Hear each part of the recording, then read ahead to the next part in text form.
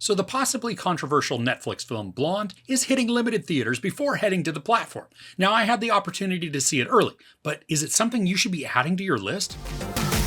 Based on the best-selling novel by Joyce Carol Oates, Blonde boldly reimagines the life of one of Hollywood's most enduring icons, Marilyn Monroe.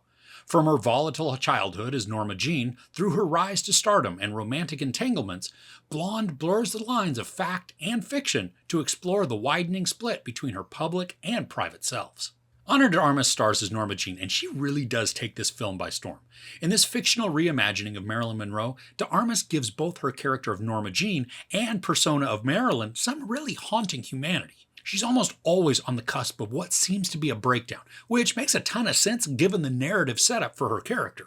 I really like how we watch de Armas play Norma Jeane, the young woman who is looking for belonging and even her identity, and then Norma Jeane puts on the persona of the movie star Marilyn Monroe, and the film does a good job of saying that those two are different, even though the lines between the two become very blurred. Both of de Armas' characters are sad and vulnerable, created and then influenced by circumstances that we watch play out, and these are pretty devastating to witness.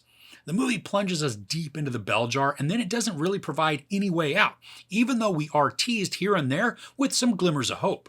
For as much as I really did enjoy de Armas' performance, for the majority of the time, the story keeps her in a state of sadness so that we don't get to see many other emotions from her. There are brief moments of happiness or maybe elation, but those are typically very fleeting, and then we're back to seeing her descend into emotional darkness. The presentation of this story is like a lot of crap ton of vignettes that are just then stitched together. And sure, that's what a movie is, a series of scenes that are put together with transitions. But in this, it feels very choppy, where the vignettes are snapshots in time and then separated by moments where the screen goes black to then come back again at a different time in her life. And while this is a unique way to present the story, I found it somewhat distracting. And while there is a slight cohesiveness to the overall narrative, the constant fade to blacks, they just break up the flow, making it seem like it was created for people with very short attention spans. Now, despite the method of storytelling that I didn't particularly enjoy, the cinematography, it's daring and beautiful. Techniques are used to mess with the background surrounding a character, where, for example, we'll see this swirling background that is circular in nature, which is then framing the subject who's in our foreground. Now, it's wonderful to take in, and it really did work to draw my eye towards the center of the frame. And we'll get scenes that are black and white, while others are vibrant in color.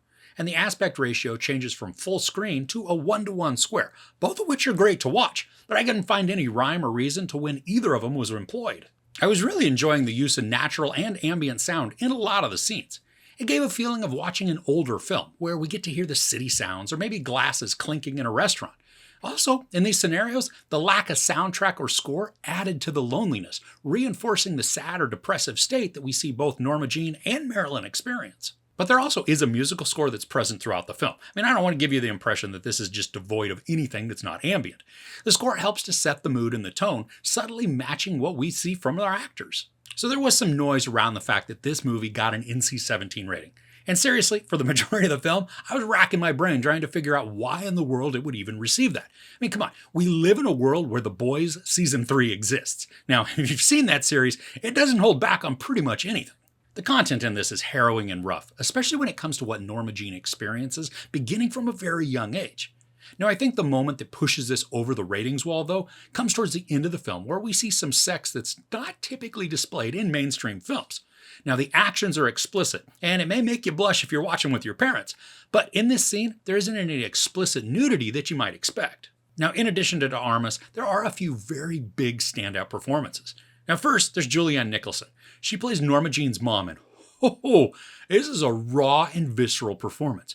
Nicholson has to cover a series of emotions in very short bursts of time, and she creates a terrifying mother figure. Bobby Cannavale stars as the ex-baseball player Joe DiMaggio, and he's quiet in this, but menacing and fearsome.